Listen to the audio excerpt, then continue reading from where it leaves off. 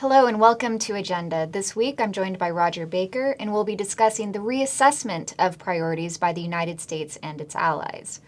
Rodger, if you remember earlier this week, we were talking with our analysts about how U.S. priorities have evolved in the post-Cold War phase as well as the post-9/11 phase. So let's start with the 90s era. We had the Clintonian era, globalization was the name of the game, the democratic peace. The U.S. actually had the freedom to stage military interventions in odd places like Haiti, Somalia, Kosovo. What difference then did we see after we emerged out of that era? I think what we were seeing at that time was, first, there was no real strategic threat to the United States coming out of the end of the Cold War. And so the United States had the ability to move around, to act in what could have been perceived as more of a moral foreign policy rather than a strategic imperative foreign policy. But when we had a 9/11 occur, the U.S. had a very quick reassessment, decided that there was a singular strategic threat. And really, for the past decade or more, that has shaped the focus of the United States. And so this is a trend I know you've been watching, particularly in East Asia, where a number of countries have been held under this sort of moral foreign policy, and now we're seeing a reassessment of that. What exactly have you been following there? Well, I think a great case in point is looking at Myanmar. The United States, for the longest time, didn't see Myanmar as a strategic country.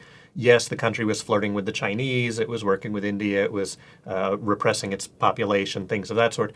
And the U.S., following the British example, simply decided to put sanctions on Myanmar to not talk to Myanmar. More recently, we've seen that change, and part of that was because of this sense of a rising China in the region, that China has become a more powerful country and becomes a regional power, and some of the U.S. allies have grown a little nervous about that. Part of it was also the U.S. interest to reestablish relationships within Asia. That required it to go to ASEAN and Indonesia. And to really build relations with ASEAN, it had to reestablish relations throughout the ASEAN nations. So we saw them take action on Laos, on Cambodia, and then on Myanmar. And not only those states, but we've also been talking about the Melanesian periphery. So in bringing in allies like Australia, what exactly have we seen there? Yeah, we see the Australians who, again, have been following what could be seen as more of a moral policy, as a policy that says, okay, we don't like that certain countries have had coups, we don't think their political system is running properly, and the Australians have been shunning Fiji. That has opened up an opportunity for the Chinese, again, to exert influence down into the Melanesian states. And these Melanesian states run along past Indonesia, they run along down to the eastern coast of Australia.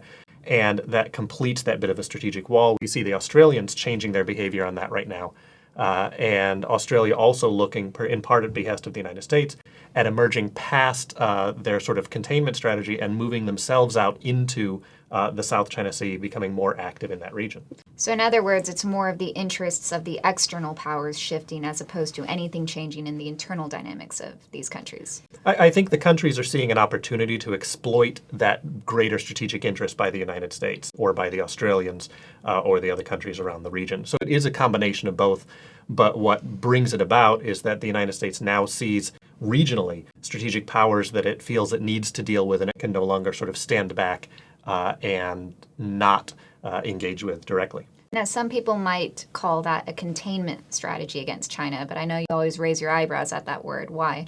Well, certainly the Chinese like to call it a containment strategy, and people like to liken back to the Cold War and say, okay, we're containing, we're building a wall around them. The Chinese see this as the U.S. is with India, Myanmar, Indonesia, South Korea, the Philippines, Japan, Mongolia, and it constrains the Chinese.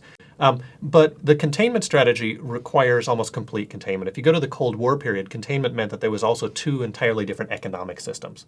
In the current world, we don't have independent, isolated economic systems like that. And so you can't have full containment like you could under a Cold War paradigm. So in other words, it's more of a balance of power strategy would probably be the more accurate way of looking at it. And in this particular region, we're looking at Japan, India, Vietnam, South Korea as some of the allies I'm sure that the United States is relying on to help with this strategy against China. Yeah, we see a change dynamic in the region. We see the Australians becoming a little bit more active. We see the Japanese starting to move beyond a lot of the restrictions that they've had on themselves since post-World War II. We see the South Koreans growing more involved. Certainly the Chinese have become more expansive and more involved. And that changes this region to be more competitive amongst these countries. They're not zero-sum games, but they are more competitive, and the United States comes in now to play, in some sense, a management role of that balancing act. And I guess that would explain a lot of the noise we've been hearing, for example, out of the South China Sea as everyone's trying to deepen their stakes there. Certainly, and that's where the Philippines is also trying to, again, exploit the differences between the United States and China, and it gives the opportunity for a lot of these smaller peripheral countries to make those exploitations. But I imagine you're seeing this taking place in places other than just East Asia. Definitely. I mean, you can see it in Egypt, for example. Remember the early part of George W. Bush's administration where we saw a lot of pressure and rhetoric directed toward the Mubarak regime for democratic reforms. Now we're seeing a situation where we have a very tenuous political transition where both the U.S. and Israel are worried about the peace treaty enduring there with an Islamist-dominated government. So the military, as it tries to retain power there, or at least some strong authority, may be engaging in some undemocratic moves, but that may be something that the U.S. will have to turn a blind eye to.